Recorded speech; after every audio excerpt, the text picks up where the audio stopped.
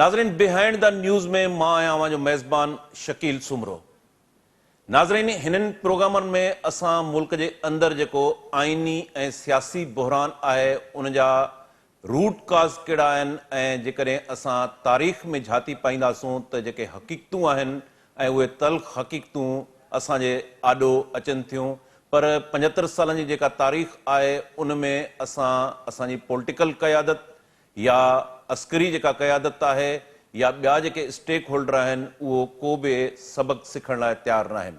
अॼु हिकिड़ो दफ़ो ॿीहर असां तारीख़ जे उन्हनि वर्कनि खे उथलाइण जी कोशिशि कंदासूं ऐं जन जे तारीख़ जे अंदरि जेके इंसिडेंट थिया ऐं उन्हनि इंसिडेंट्स मां जॾहिं असां सबक़ न सिखियो त अॼु मुल्क जी हीअ जेका सूरत हाल असां ॾिसी रहिया आहियूं उनजो सबबु इहो आहे त माज़ी जे अंदरि असांजी जेका पॉलिटिकल क़यादत आहे अस्करी क़यादत आहे उन्हनि खां जेके ग़लतियूं थियूं आहिनि उन ग़लतियुनि मां हिकिड़ो वॾो कारण सबक़ न सिखण बि आहे।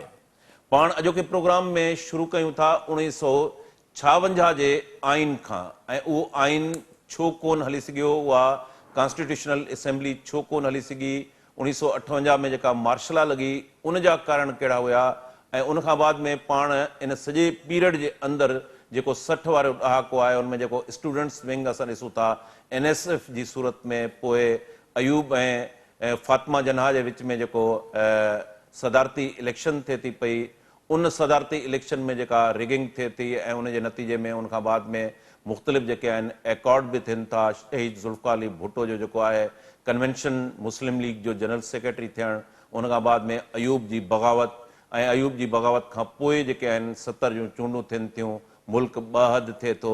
इन विच में जेको काज़ी जस्टिस फ़ाइज़ ईसा कल्ह तारीख़ जो हिकिड़ो वर्क उथलायो जंहिंमें उन चयो त जस्टिस मोहम्मद मुनीर जो जेको फ़ैसिलो हुयो उहो बुनियादु बणियो अॻिते हली मुल्क खे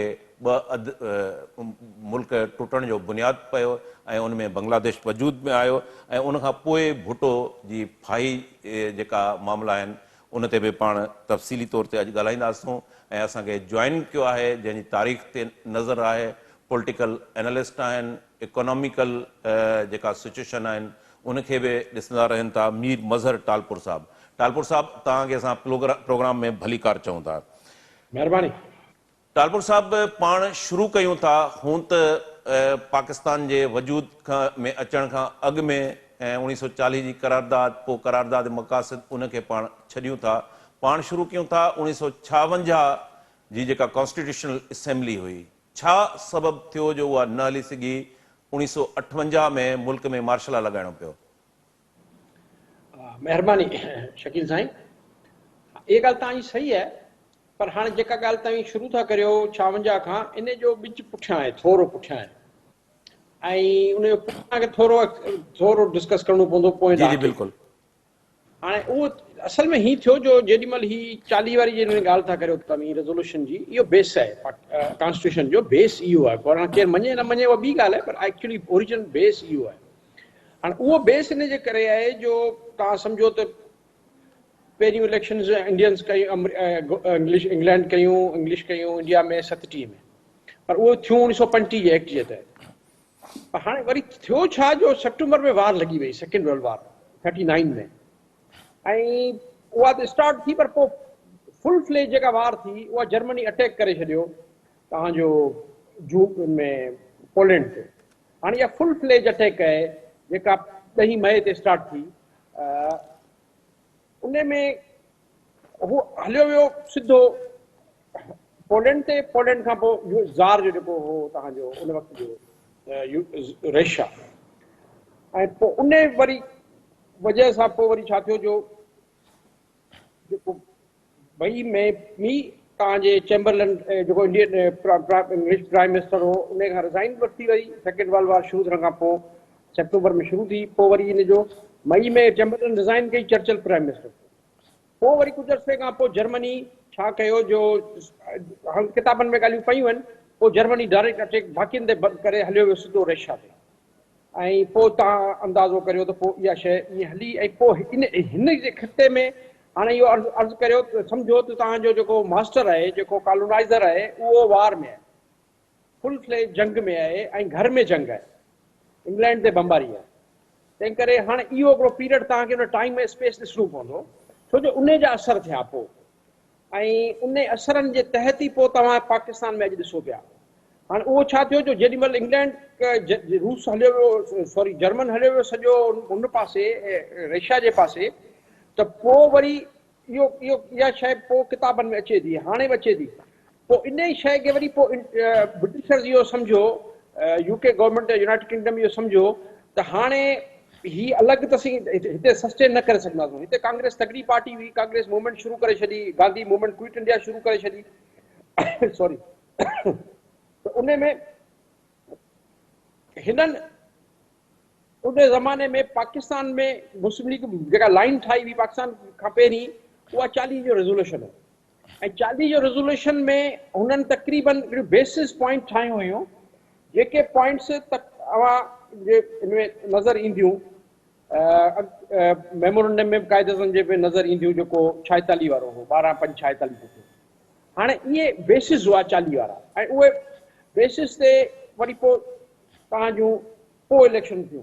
हाणे इहे इलेक्शन्स थियूं पे ऐं अंग्रेज़ हितां वियो पे ऐं हुते हाराई पे, बज़ाहिर खटियई पे, पर जर्मनी खां पोइ रूस डेवलप पियो थियो। हाणे इहे दुनिया जो सिनेरियो आहे। अंग्रेज़ लूज़र पियो थिए, जेको कॉलोनाइज़र आहे, पाउंड जंहिंखे अॼु था चऊं तकिड़ो हो, असांजो सॼो इलाइक़ो हुनजे हथ में हो, उहो कमु खटे, बज़ाहिर जंग खटे पियो, पर अमली तरह कमज़ोर पियो थिए। ऐं रेशा अटैक में आहे, ऐं हिनखे ख़बर हुई त सुभाणे रेशा जेॾीमहिल फतेह कंदो असां सां गॾु, त पोइ सुभाणे मुक़ाबिलो रेशा सां करिणो आहे। तंहिं करे हाणे इहा ओॾी महिल ई सलाह मसलत शुरू थी वई त हाउ टू कंटेन रेशा एट दैट टाइम। हाणे पाकिस्तान जी रेज़ोल्यूशन 40 थी वियो, 45 में 46 में मूवमेंट शुरू थी वई, कांग्रेस इतराज़ करे छॾियो बाबा क्विट इंडिया। हाणे इहो जहिड़ो शुरू थी वियो। उन खां पोइ असां वटि जेको 46 में ऑफिशियली असां वटि 5 पॉइंट आया वर्किंग कमेटी, तक़रीबन मुंहिंजो ख़्याल आहे मई आहे, 12 मई आहे, 12 मई आहे। उन में पोइ हुननि इहे 5 पॉइंट रखिया। हिकिड़ो इहो त जेके मुस्लिम स्टेट्स आहिनि उन्हनि में उन्हनि जी बुनियाद ते मुल्क ठहे, हिकिड़ो मुल्क ठहे ऐं हिकिड़ी गवर्नमेंट ठहे हिकिड़ी। ऐं ॿियो वरी हुननि इहो रखियो त उहो उन्हनि जो जेके स्टेट्स हूंदियूं उन्हनि जो बि कानून ठहे ऐं मुल्क जो बि कानून ठहे। माना जेके स्टेट्स हूंदियूं उहे अलॻि आइन ठाहींदियूं ऐं मुल्क जो अलॻि आइन ठाहींदो, ऐं सूबा सिर्फ़ु स्टेट सिर्फ़ु सॉरी फेडरेशन सिर्फ़ु 2.5 रखंदी हो पावर, 2.5 खाता रखंदी। 2.5 में उन्हनि उन ज़माने में डिफेंस, फॉरेन अफेयर्स ऐं कम्युनिकेशन बि उहा रखी जेका डिफेंस जी एंगल सां बॉर्डर सां मिले थी बसि। हाणे इहे हिननि कया ऐं इहे 5 पॉइंट हुननि रखियूं। उन में पोइ इहा पॉइंट बि हुई त जेके स्टेट्स आहिनि उहे फेडरेशन खां रेफरेंडम कराए जुदा थी सघनि थियूं, इहो बि हुनमें रखियो। हाणे इहे सभु शयूं गॾियल हुयूं, माना हिकिड़ी शइ कोन हुई, इहा सॼो जो सॼो पॉइंटूं गॾियल हुयूं। स्टेट अलॻि अलॻि ठहंदियूं, उन्हनि जा पंहिंजा आइन ठहंदा, उन्हनि जो पंहिंजो अलॻि थियण जो तरीक़ो ॾिसियो वियो। हाणे इहो 46 में वर्किंग कमेटी क़ाइद आज़म जी मई में पास कयो, ऑफिशियल पोजीशन इहा आहे। हाणे इन खां पोइ छा थियो, पाकिस्तान ठहे थो। हाणे इन में ताईं अंदाज़ो करियो त पाकिस्तान ठहे थो, यूके ऐं वेस्ट तां निकिरनि था ऐं रूस जे मुक़ाबले में खड़ा थियनि था, ऐं पोइ कोल्ड वार शुरू थिए थी। हाणे जीअं पाकिस्तान ठहे थो त असांजी लीडरशिप इन में डिसीजन करणो थो पए त असीं वेस्ट ॾे वञूं, कॉलोनाइज़र ॾे वञूं वापसि, या रशिया ॾे वञूं। पोइ इंडियन गवर्नमेंट उन ज़माने में रशिया जे साइड वई ऐं असांजी गवर्नमेंट उन ज़माने में अमेरिका ऐं अंग्रेज़नि जे पासे वई। हाणे इहो ई सबबु हो जो पोइ इहे अची विया। हाणे इहे जॾहिं हिते अची विया त असांजा हिते हुकुमरान हाणे केरु थिया, असांजा हुकुमरान कहिड़ा थिया जेके हुतां खां आया, ऐं ॿिया थिया जेके पंजाब जा फ्यूडल हुआ, ॿिया सिंध जा फ्यूडल हुआ। हाणे इहे असांजा हुकुमरान, पोइ असांजा फ्यूडल त कावड़जी पिया, उहो साइड ते थी विया। पोइ पंजाब जा शौकत आयात, दोल्टाना, तवाना, इहे सॼो लॾो हो। इहो पोइ पाकिस्तान जो धणी थियो, जेको उन ज़माने में यूनिस्ट पार्टी चवंदा। ऐं बंगाली असां सां गॾु शामिल थिया, नेशनलिस्ट हुआ, कॉम्प्रेस हुआ। उन्हनि इहो रेज़ोल्यूशन 40 वारो 46 वारो पास करायो। हाणे उहे साइड ते पिया थियनि। हाणे फिनामिना ताईं सम्झो त पाकिस्तान ठही वियो आहे, क़ाइदे आज़म 48 गुज़ारे वियो आहे। 48 में तव्हांजी करारदाद मक़ासद अची वई आहे, पुराणी ॻाल्हि सॼी छुटी। हाणे बंगाली अकेला थी विया, बंगाली आइसोलेट थी विया। हाणे बंगाली अकेला थिया ऐं बरोच, पठान, सिंधी इहे अकेला थी हिकिड़े पासे थिया, ऐं पंजाब ऐं उर्दू स्पीकिंग वारो लॾो जेको उतां खां आयो इहो हिकिड़े पासे थियो, हाणे विद इन पाकिस्तान आहे। हाणे इहा जेको तव्हीं 56 ताईं हाणे बंगालियुनि जो ऐं बलोचनि पठाणनि सिंधियुनि जो चवणु हो त कॉन्स्टिट्यूशन ठहे, आइन ठहे, मतिलबु उहो कानून ठहे जंहिंजे तहत मुल्क हलंदो न। हाणे उहो कानून खां सवाइ मुल्क कोन हलंदो। हाणे उहो कानून छा आहे, कानून हुननि जो ई हो त 40 वारो खणी अचो, उहो 40 वारो कोन, हिननि हुनखे मक़ासिद में सॼो 40 उॾारे छॾियो, पॉइंटूं सभु ख़तमु करे छॾियूं। हाणे इहो जहिड़ो हलंदो आयो। हाणे जेॾीमहिल जहिड़े में ई हुते हुकूमतूं वञनि पियूं, हाणे उहो छा जहिड़ो आहे, ब्यूरोक्रेसी आहे ऐं फ्यूडल्स आहिनि ऐं अमेरिका आहे ऐं अंग्रेज़ आहिनि। हाणे धुरियूं इहे आहिनि। ग्राउंड ते केरु आहे? ग्राउंड ते उर्दू स्पीकिंग आहिनि ऐं पंजाबी आहिनि ऐं ग्राउंड खां मथे जेके हुननि जा मास्टर्स आहिनि उहे अंग्रेज़ ऐं अमेरिका आहिनि। हाणे इहा इन्हनि जो गठजोड़ आहे। हाणे इहो जहिड़ो हिते साम्हूं केरु धुर आहे, साम्हूं बंगाली आहिनि, सिंधी आहिनि, बलोच आहिनि, पठान। हाणे इहो हिननि जे दरमियान ट्राइंगुलर डबल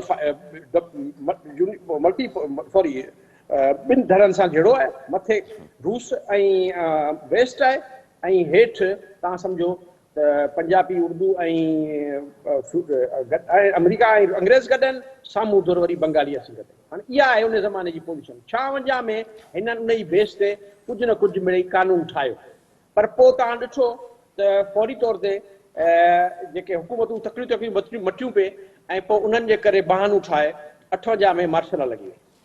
ऐं इहो तव्हांजो जज जेको तव्हां किसो कयो, इहो जज वारो फ़ैसिलो उहो ई साॻियो फ़ैसिलो आहे, तमीज़ केस वारो, जस्टिस मुनीर वारो, नज़र ज़रूरत जेके चई चओ। हाणे इहो हालांकि तव्हां अंदाज़ो करियो त 37 में बि इलेक्शन थिए पई, 46 में बि इलेक्शन थिए पई, वार जे दौरान बि इलेक्शन थियनि पियूं इंडिया में। ऐं हिते पोज़ीशन इहा आहे जो हिननि मार्शल आणी छॾी ऐं मार्शल हणण खां पोइ हाणे अॼु बि उन खां पोइ तव्हां सम्झो त माना कानून कोन्हे ठाहिणो। मक़सदु हुनजो उहो ई हो त कानून कोन्हे ठाहिणो। 56 ते खणी आया, पोइ वरी तव्हां ॾिठो अॻियां 10 साल खणी आया त कानून कोन्हे ठाहिणो। पोइ जेको कानून ठाहिण लाइ इलेक्शन थी, जेके पाण 70 जी इलेक्शन था चओ, हाणे इहा ठही कॉन्स्टिट्यूशन असेंबली लाइ, लॉ ठाहिण लाइ, आइन ठाहिण लाइ ठही। हुते त हुननि इंडिया में ठाहे छॾियो, कॉन्स्टिट्यूशन बि ठाहे छॾियो ऐं हिकिड़े सुपर पावर जे पासे बि थी विया, कोर्ट वार में हिकिड़े साइड ते बि थी विया। पर चूंकि हिते मुफ़ाद हुआ, क्लास जा अमीरनि जा मुफ़ाद हुआ ऐं हिते का सियासी मूवमेंट हुई कोन, न का सियासी पार्टियूं हुयूं, तंहिं करे पोइ हिते असां 100% ॿई धुरियूं, लोकल ग्राउंड जा मास्टर ऐं इंटरनेशनल मास्टर ॿई हिकिड़े पासे थी विया ऐं असीं हलिया वियासीं बिना कानून जे। हाणे कॉन्स्टिट्यूशन थो ठहे। हाणे कॉन्स्टिट्यूशन में नेशनलिज़म हावी हुई, उहा नेशनलिज़म ई हावी हुई जंहिं बेसिस ते इलेक्शन थिया। उहो इलेक्शन में रिज़ल्ट तव्हां वटि अची विया।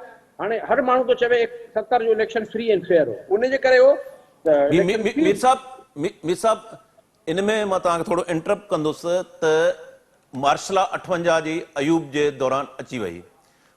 अयूब जे ख़िलाफ़ जेका एजिटेशन थी, ज़ाहिर आहे त उहा मासिस जे अंदरि त वॾी एजिटेशन न हुई, पर असां हुनमें ॾिसूं था त स्टूडेंट्स यूनियन जेके आहिनि, स्टूडेंट फ्रंट जेको आहे उहो असांखे एक्टिव नज़र अचे थो। NSF जी सूरत में कुझु ट्रेड यूनियन्स जेके आहिनि उहे असांखे एक्टिव अचनि थियूं। पोइ ज़ुल्फ़िकार अली भुट्टो जेको आहे उतां रिज़ाइन ॾिए थो पियो। हीउ जेको चैप्टर आहे थोरो जेकॾहिं इन चैप्टर ते रोशनी विझो त पोइ पाण 73 जे आइन ते अचूं त उहो अञा वधीक बहितर थींदो। हा बिल्कुलु तव्हांजी ॻाल्हि सही आहे। हाणे इन में इहो ई मूं तव्हांखे ब्रीफ पोइ ॻाल्हि इन जे करे कई त उहा डिवीजन हाणे कंटिन्यू पई अचे। उहा डिवीजन थी वई राइट लेफ्ट जी, अमेरिका रूस जी। हाणे ओॾी महिल चूंकि कोल्ड वार बि ॿ पावर हुआ, हिकिड़ो रूसी पावर हुआ जंहिंखे लेफ्टिस्ट था चओ, जिनखे फॉलो कंदा हुआ, हिकिड़ा अमेरिकन हुआ जेके तव्हां राइटिस्ट था चओ, जेके हुकूमत में आहिनि, जेके फ्यूडल आहिनि, सेठ आहिनि, अमीर आहिनि, माण्हू आहिनि, उहे हिकिड़ो पासे उहे हुआ। हाणे इन्हनि जी शक्ल इहा हुई। हाणे ओॾी महिल उहा कोल्ड वार जी शुरूआत हुई ऐं कोल्ड वार पंहिंजे विच वारे अरसे में हुई। उन अरसे में पोइ लेफ्टिस्ट धुरियूं हिते जेके हुयूं उहे हिननि खे चैलेंज कंदियूं हुयूं ऐं उहे हिननि लाइ प्रॉब्लम हुयूं ऐं उहे वाकई सीरियस प्रॉब्लम हो, नज़रियाती प्रॉब्लम हो, छो जो बेसिस हिननि जो कमज़ोर हो। सॼो कहाणी सिंधी में चवंदा आहिनि खिवण ते माल खाइलो, तो सॼो हवाई किसो। तंहिं करे नज़रियाती तरह पोइ लेफ्ट उन्हनि खे चैलेंज कंदो ऐं ॻाल्हि सही हुई ऐं उहे मज़दूरनि में, मिसकिननि में ऐं हारियुनि में ऐं स्टूडेंट्स में कमु कंदा हुआ, त उन ई करे उन्हनि खे पज़ीराई जाम मिली। पोइ वरी हुननि खे वरी इहो प्रॉब्लम पैदा थियो त भई हाणे अवामी किसो कजे। पोइ इन अवामी किसे में तव्हां ॾिसो त अयूब ख़ान कमज़ोर थियो, साॻियूं भुट्टो साहब फॉरेन मिनिस्टर हो, उहो सॼो वाक़िया आया, वाक़िया मेंशन कोन थो करियां, पर पोइ उन्हनि जे पोइ 67 में इहा कमज़ोरी थी, 8 हुकूमत वई, पोइ यहया ख़ान आयो ऐं पोइ इहा डिवीजन कंटिन्यू हुई। पोइ हाणे इहा इन जे करे ई पोइ तव्हां ॾिठो त भुट्टे साहब मीर साहब क्वेश्चन अञा जो जवाब आहिनि। अञा अञा तारीख़ जो हिकिड़ो जेको वर्क पाण उनखे डिस्कस करणु खपे त 1962 में हलूं था, पोइ फातिमा जना ऐं अयूब जो जेको मुक़ाबलो थिए थो पियो प्रेसिडेंशियल इलेक्शन जो, कन्वेंशन मुस्लिम लीग ठहे थी पई, कन्वेंशन मुस्लिम लीग जो प्रेसिडेंट को हिंदुस्तान मां अचे थो पियो, जनरल सेक्रेटरी या सेक्रेटरी जनरल जेको आहे ज़ुल्फ़िकार अली भुट्टो। ही थोरो तारीख़ जो जेको चैप्टर आहे मां सम्झां थो इनखे बि पाण गॾु खणंदा हलूं, ख़बर पए जीअं त पोइ पाण अॻिते थोरो वधूं। बिल्कुलु। हाणे मूं तव्हांखे अर्ज़ु कयो न, हाणे इहो हिकिड़ो पीरियड आहे जेॾी महिल ही कानून ठाहिण कोन था चाहिनि। हाणे धुरियूं ॿ थी वियूं, सिधी हिकिड़ा क़ौमूं आहिनि, उन्हनि जी उहे आहिनि ऐं उन्हनि जी लीडरशिप उन ज़माने में फातिमा जना थी संभाले, जंहिंखे गद्दार डिक्लेयर बि कयो वियो ऑफिशियली इश्तिहारनि जे ज़रिए अयूब खान जे ज़रिए। पोइ उनजे करे ई अयूब खान इलेक्शन मां माना इलेक्शन त थी वियो, इलेक्शन हू खटे वई, पोइ उनखे डिक्लेयर कयूं, हारायूं, पोइ उनखे वरी मारायूं। ऐं उनजो जेको पीए हो उहो शरीफ़ुद्दीन पिरज़ादा हो, पोइ उनजी वॾी क़ीमत उन वसील कई, पछाड़ी कई। ऐं हिते इहे भाउ हुआ तव्हांजा, रज़ा भाउ हुआ, हिकिड़ो भाउ कमिश्नर हो 48 में ई थियो, क़ाइद आज़म कराची फेडरल गवर्नमेंट जे हवाले कई। ऐं हिते ॿ भाउ आया, हिकिड़ो पुलिस कमिश्नर थियो, हिकिड़ो वरी तव्हांजो ये इलेक्शनूं कहिड़े सन में थियूं आहिनि सर? फातिमा जना आहे 62 में। ठीकु। हा, इन में 58 मार्शल थी, हुन ते प्रेशर हो बंगालिन जो ॿियनि जो सॼो, त उन करे फौरी तौर पे उनखे प्रेशर खे रिलीज़ करणो। ऐं जीअं तव्हां 83 में 85 में इलेक्शन थी वई, प्रेशर थिए थो मार्शल थिए, त पोइ प्रेशर खे रिलीज़ करण लाइ उन्हनि खे वरी प्रेशर कुकर वांगुरु इनखे कंदा आहिनि, जीअं 83 85 जो मूं तव्हांखे मिसाल ॾिनो। तंहिं करे पोइ हिते वरी ईअं थियो, पोइ हिते फातिमा जना सॼी उहा लीडरशिप कवर कई जेका नेशनल लीडरशिप हुई, जेको 40 जा बेसिस हुआ, जेके बंगाली हुआ, सिंधी हुआ, पठान हुआ, सभु माण्हू। पोइ इन्हनि सभिनी गॾिजी वरी हुनखे वोट कया ऐं अयूब खान किरियो, बज़ाहिर पब्लिकली किरियो, अवाम जी नज़र में किरियो, अवाम हुनखे किरायो, पर पोइ हुनखे वरी खटाए, पोइ हुन वरी इहो चैप्टर बि क्लोज़ कयो। ऐं पोइ हुन ई नतीजे ते पहुता त भई प्रॉब्लम बंगाली था कनि, न त फातिमा जना न अचे हा। ऐं हिते वारनि खे असीं पहुची वठूं हा, जेके बॉर्डर जे अंदरि आहिनि, असांजे लिमिट जे अंदरि आहिनि, कंट्रोल जे अंदरि, बंदूक जे अंदरि आहिनि। बाक़ी पोइ हिननि पॉलिसी ऑफिशियली ठाही इलेक्शन खां पोइ त बंगाल मां हथ कटिजे। अच्छा, ये कन्वेंशन मुस्लिम लीग कीअं ठहे थी सर? सही उन जे करे ठहे थी न, जो ओरिजिनल मुस्लिम लीग जे फातिमा जना अची वई, त हाणे फातिमा जना त साम्हूं थी बीहे, हाणे केॾांहुं वञूं? हाणे त पोइ काउंटर करण लाइ यस न, हाणे पार्टियूं नालो त मुस्लिम लीग ई ओॾी महिल खपे न, ओॾी महिल किथां आणियो? ओॾी महिल त मुस्लिम लीग पाकिस्तान जी फाउंडर आहे, हाणे पाकिस्तान जी फाउंडर थी वई। अच्छा, फौज जो त को रोल कोन हो, फौज त ओॾी महिल इंडियन आर्मी मां आई, हाणे असीं केॾांहुं वञूं? तो करे मुस्लिम लीग ई हुनखे अॻिते करिणो आहे न। ऐं मुस्लिम लीग खे पैदा करे पोइ मुस्लिम लीग ई वरी उहिदेदार आणणा आहिनि, उहे केरु आहिनि? उहे सर आहिनि या सर जा पुट आहिनि। मुस्लिम लीग अंग्रेज़ जा वफ़ादार, उहे ई वरी अॻिते हलंदा न, ॿियो केरु हलंदो? तंहिं करे उहे ई माण्हू तव्हांजी कन्वेंशन मुस्लिम लीग जा उहिदेदार आहिनि, सदर आहिनि, सेक्रेटरी आहिनि। उहे ई लॾो सॼो जो सॼो तव्हांजो हाणे अयूब खान सां गॾु आहे ऐं उहो पावर सां गॾु आहे। ॾिसो, मुस्लिम लीग त ओॾी महिल उहा बि त मुस्लिम लीग हुई जंहिं मुस्लिम फातिमा जना सां गॾु बीठी, उहे केरु हुआ? उहो मुस्लिम लीग हुआ न, उहो कम्युनिस्ट पार्टी त कोन हुई। तंहिं करे हाणे मुस्लिम लीग पंहिंजी सरकारी ठाहिणी आहे, जीअं हाणे हींअर काफ था करे चओ। पोइ इहे 500 धड़ा आहिनि, मलिक कासिम धड़ो 50 धड़ा आहिनि, छह आहिनि मुस्लिम लीग जा, हर हुकूमत पंहिंजो धड़ो ठाहियो आहे। तंहिं करे इहा स्टार्ट हुई, पहिरीं मुस्लिम लीग जो पहिरियों धड़ो जी स्टार्ट आहे, जंहिंमें क़ाइदे अवाम हुन में भुट्टो साहिबु ॿिया हुआ। हाणे उनजे करे थो चवां त हाणे इहा डिवीजन मुस्लिम लीग वारी इन वक़्त में आई इलेक्शन में। पोइ बंगालियुनि जो जेको कॉम्परस हो मामिलो हो, इन खे पोइ ऑफिशियली स्टेट पॉलिसी ठाही त बंगालियुनि मां हथु कढो, बाक़ियुनि खे मुंहुं ॾेई विया। पोइ इन जे जहिड़े में पोइ हिननि वञी ऑपरेशन कयो। इन ऑपरेशन जे रिज़ल्ट में कोर कमांडर साहिब याकूब रिफ्यूज़ कयो ऑपरेशन। हालांकि किसिंजर पंहिंजे किताब में लिखे थो त मूंसां यया खान वाइदो कयो त असीं मार्च में बंगाल खे आज़ादी ॾेई वेंदासीं बग़ैर ऑपरेशन जे। मुजीब जा बि इहे ई त छह पॉइंट हुआ, ॿियो छा? वधि में हिकिड़ो स्टेट बैंक वारो वधीक एड हो, बाक़ी पॉइंट उहो साॻिया वर्किंग कमेटी मुस्लिम लीग वारा पॉइंट हुआ जेके क़ाइदे आज़म 46 में पास कया हुआ। सिवाइ स्टेट बैंक जो एड कई फाइनेंस जो अकाउंट जुदा रखो, तव्हांखे ख़बर पए केरु थो पैसा खाए ऐं केरु थो कमाए। तंहिं करे अर्ज़ु इहो थो करनि, हाणे इहा सॼी तारीख़ जो हिसो आहे, अॼु माण्हुनि खे सम्झणु खपे त अॼु हालतूं इन हिसे जो शुरूआत आहे। पोइ हिननि बंगालियुनि में ऑपरेशन करे टिका खान खे मोकिले, उते वॾो ऑपरेशन करे, ऐं उहो ऑपरेशन तबाह कोन ऑपरेशन आहे। उन ऑपरेशन ते तव्हां हैरान थींदो त हींअर हिन दौर में वञी 22 में वञी कांग्रेस में ऐं सेनेट में सेनेट अमेरिका में वञी मूव थी आहे त बंगाल में ज़ुल्म कयो पाकिस्तानियुनि, उन्हनि जो जेनेसाइड जो अखर ॾिनो अथनि। 23 में हींअर सेनेट में बिल पास थियो आहे जंहिंमें बंगाल खे जेनोसाइड जो अखर ॾिनो वियो आहे, 23 में यूएस सेनेट में। तव्हीं अंदाज़ो करियो त उन वक़्त में छा हालत थी वेंदियूं। जेनोसाइड जो अखर ॾियणु ॾाढी ॾुखी ॻाल्हि आहे। Genocide is very serious term ॾियो था, जंहिंमहिल तव्हां पाकिस्तान खे बंगाल सां जेनोसाइड जो टर्म ॾियो था US सेनेट में। हाणे रेज़ोल्यूशन पेश थियो आहे। हाणे अर्ज़ु इहो आहे त इहा पोइ पोज़ीशन करे इन में पोइ तव्हांजी हिते पोइ छा थियो, हिते तव्हांजी पार्टी ठही वई, उहा पार्टी तव्हांजी पंहिंजी हुई, उहा पार्टी तव्हां ज़ुल्फ़िकार अली भुट्टो जे नाले ते ठाराई। पोइ भुट्टे खे वरी अवामी माण्हू खपनि, लेफ्ट जो तड़को लॻाइणो आहे, इस्लामी तड़को लॻे थो, कॉम्प्रेस तड़का आहिनि, इहे सभु तड़का आहिनि। असल शइ ॿी हूंदी आहे, तड़का लॻंदा आहिनि। पोइ इहो तड़को सोशलिज़म जो, तो सोशलिज़म जो बि तड़को लॻायो, इस्लाम जो बि तड़को लॻायो, जमहूरियत जो बि तड़को लॻायो। पोइ इहे नारा इहे पैदा कया विया वॾेरनि जी तरफ़ां, जागीरदारनि जी तरफ़ां। लेफ्ट जा माण्हू, महराज वारा, मीर अली बख्श वारा, ॿिया माण्हू, जे रहीम वारा, मुबशर हसन वारा, इहे सभु माण्हू लेफ्ट जा जेके माण्हू आहे, सभु मीर आहे, खुशी हसन मीर वारा, इहे सभु माण्हू इस्तेमालु थिया। भुट्टे साहिबु शुरू में इन्हनि खे पाण सां गॾु खयो ऐं फौरी तौर ते चेसीं ताईं गॾु खयो जेसीं नैब सां एग्रीमेंट थियो, कॉन्स्टिट्यूशन ठहियो। हाणे अचो इन ॻाल्हि ते, इहा एक्चुअली कॉन्स्टिट्यूशन खे न ठाहिणो हो, मीर इन्हनि जो साहब, कमु न हो। इन दौरान असां ॾिसूं था त वन यूनिट जे ख़िलाफ़ एंटी वन यूनिट मूवमेंट बि हले थी पई। थोरो उन मूवमेंट ते बि रोशनी विझो त बंगाल जे अंदरि, सिंध जे अंदरि या मुल्क जे ॿियनि हिसनि में उहा मूवमेंट कीअं हले थी पई, या वरी स्टूडेंट्स ते पाण अचूं था NSF जो रोल खे, उनखे बि थोरो पाण डिस्कस करे वठूं। इहा मूवमेंट जो हिसो आहे। जी मूं तव्हांखे अर्ज़ु कयो त हिकिड़ी थी इलेक्शन वारो पासो, हिकिड़ी थी हाणे हुननि जॾहिं ऑफिशियल पॉलिसी अडॉप्ट कई, पोइ इहा वन यूनिट जी शक्ल में कई त बंगाल इन मां हथ कीअं कढे। हू पॉपुलेशन में जाम आहिनि, पोइ इन्हनि चइनी सूबनि खे मिलाए हुननि जे बराबरि कयो। इहो मूं तव्हांखे चयो न, ऑफिशियल पॉलिसी ठाही। ऑलरेडी ऑफिशियल पॉलिसी जी पब्लिक शक्ल हो वन यूनिट। ऐं वन यूनिट जी मुखालफ़त केॾी धुर पई करे, उहा तव्हां ॾिसो। उहे वन यूनिट जी मुखालफ़त अवामी लीडर पिया कनि, लेफ्ट जा माण्हू पिया कनि।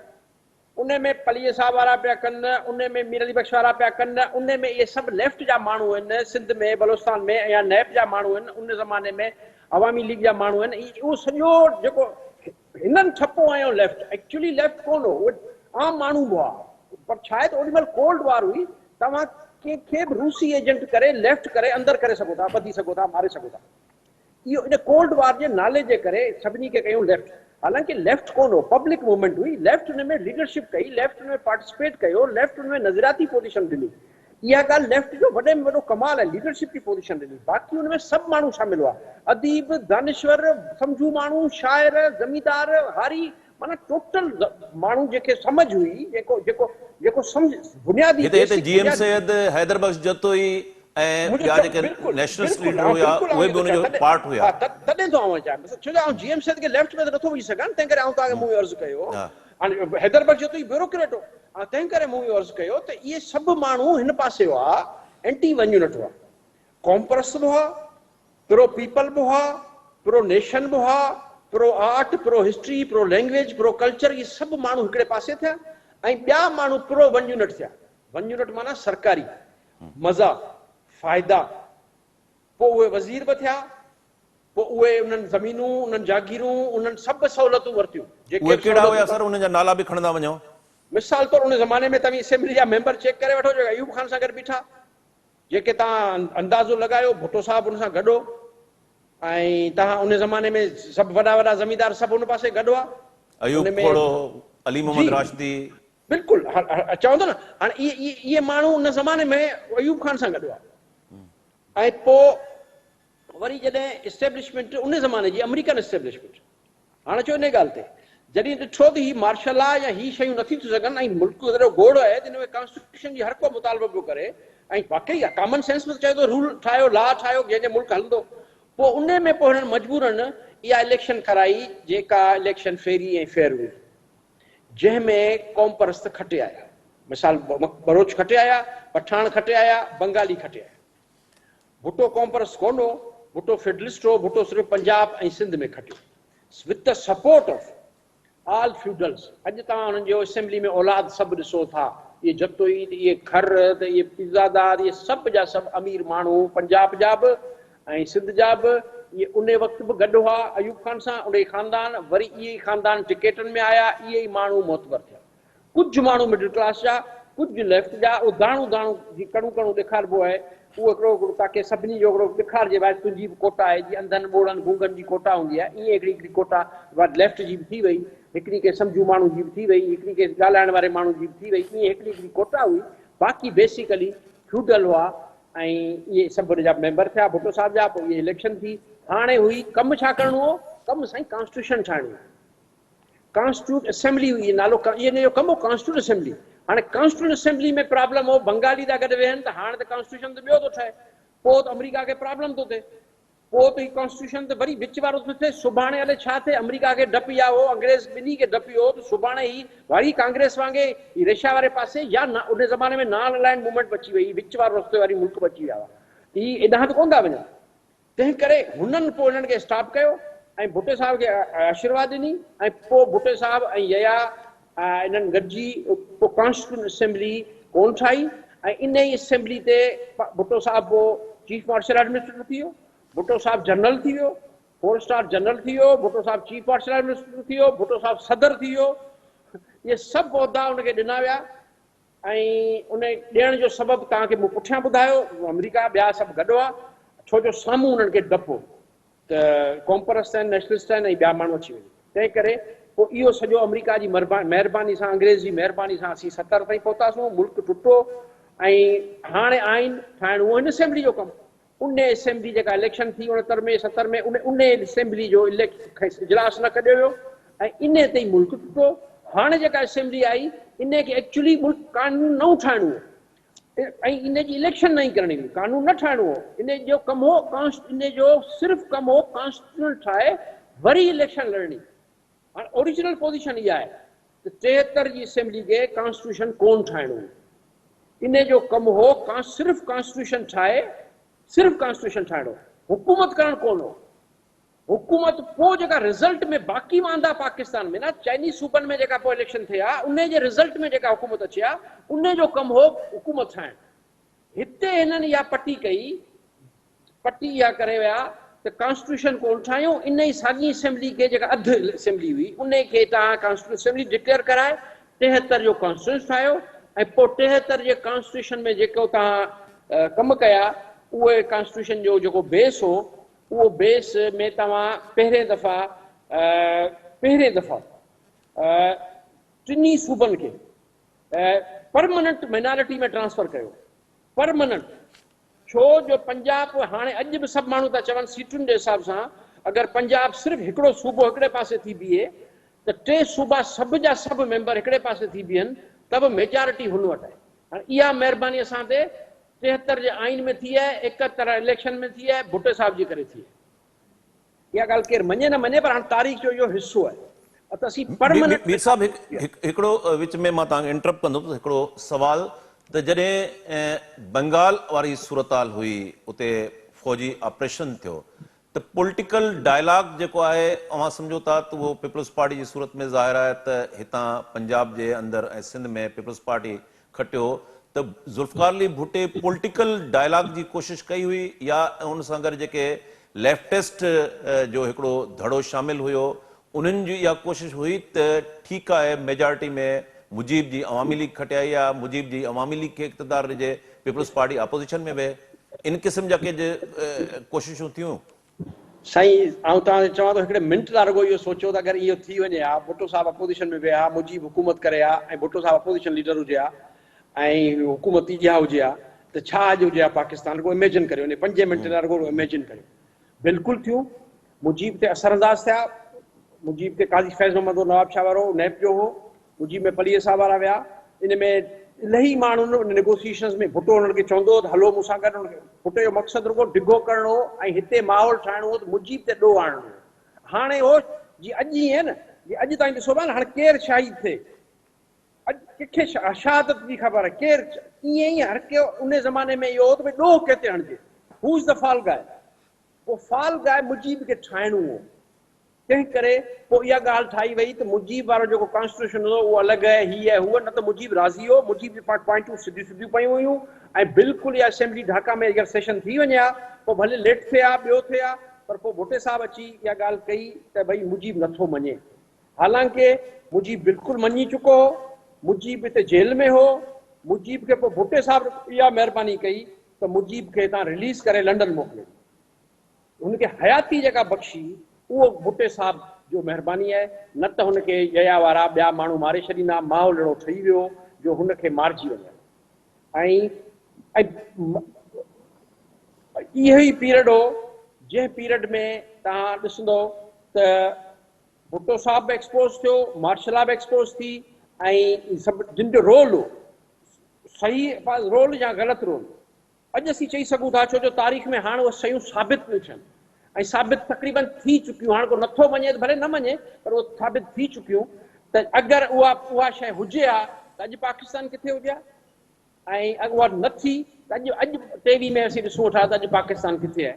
सो इहा असेंबली न थी, ऐं पोइ यानी असेंबली इहो पंहिंजो आइन ठाहियो, ऐं आइन खां पोइ सही थियण खां पोइ फौरी तौर ते बंगाल बलोचिस्तान टुटो, बलोचिस्तान टुटण खां पोइ तव्हांजो साईं KPK टुटो, सभु जेल में विया, नाइब साज़िश केस थी। उहो ई साॻी वरी उन ज़माने जी जेके जनरल हुआ उन्हनि इस्तेमालु करे भुट्टे साहब खे, ऐं ख़ुदि भुट्टे साहब खे अंदरि कयो। इहा रांदि सॼी जनरलनि कई आहे। इहा जनरलनि छो, अच्छा जनरल नुमाइंदा कंहिंजा आहिनि? जनरल सेठनि जा ऐं जनरल जागीरदारनि जा, वॾेरनि जा नुमाइंदा आहिनि, जनरल अमीरनि जा नुमाइंदा आहिनि, छो जो ग़रीबनि जा नुमाइंदा न आहिनि। हाणे उहो ठपो त लॻी वियो, ग़रीब वारो माना लेफ्ट, मिसकीन वारो पासो लेफ्ट, हाणे लेफ्ट थियो माना त मारे छॾियो। लेफ्ट जे नाले में त मीर साहब तव्हां असां लाइन ते ई मौजूदु रहिजो। हिन सॼी गुफ़्तगू जो पहिरियों जेको पार्ट आहे उनखे असां हिते पुॼाणी खे पहुचे थो, ऐं असां सेकंड पार्ट में उनखां पोइ जी जेका तारीख़ आहे उन ते डिस्कस कंदा थूं। नाज़रीन, हिते असांखे इजाज़त ॾींदा मीर मज़हर टालपुर असां सां गॾु हुयो, ऐं सेकंड पार्ट जो तव्हां इंतज़ारु कयो, ऐं सेकंड पार्ट में पाण तारीख़ जो जेको उनखां पोइ जो दौर हो पाण उन ते बहस कंदासूं। पंहिंजे मेज़बान शकील सुमरो खे इजाज़त ॾींदा। अल्लाह भाई।